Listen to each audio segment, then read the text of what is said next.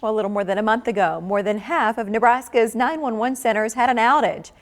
In Douglas County this weekend, another issue from Saturday night into Sunday morning.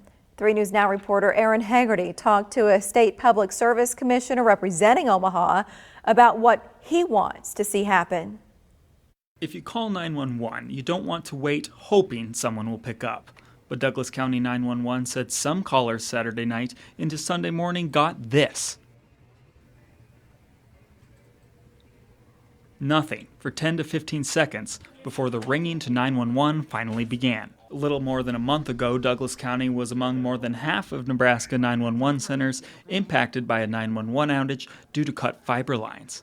The Nebraska Public Service Commission launched an investigation into that and a completely separate 911 outage a couple days later, impacting different parts of the state. It's extremely troubling for me. Public Service Commissioner Christian Murch says he's most concerned that the 911 center says they had to wait on hold with Lumen, a state 911 contractor, for about 40 minutes before this weekend's issue could begin to be resolved. The failures that we've seen are not entirely surprising.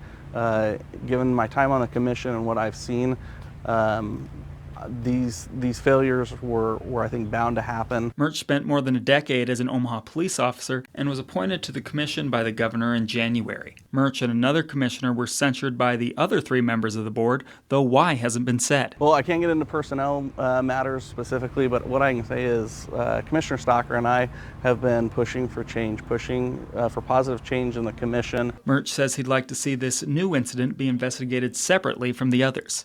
He argues the investigation can't only look outside the commission. He says the commission should look at itself, too. We have, as a commission, has siloed ourselves off from other agencies and sometimes an unwillingness to work with other agencies. That can't happen, especially when it comes to 911. In Omaha, Aaron Haggerty, 3 News Now.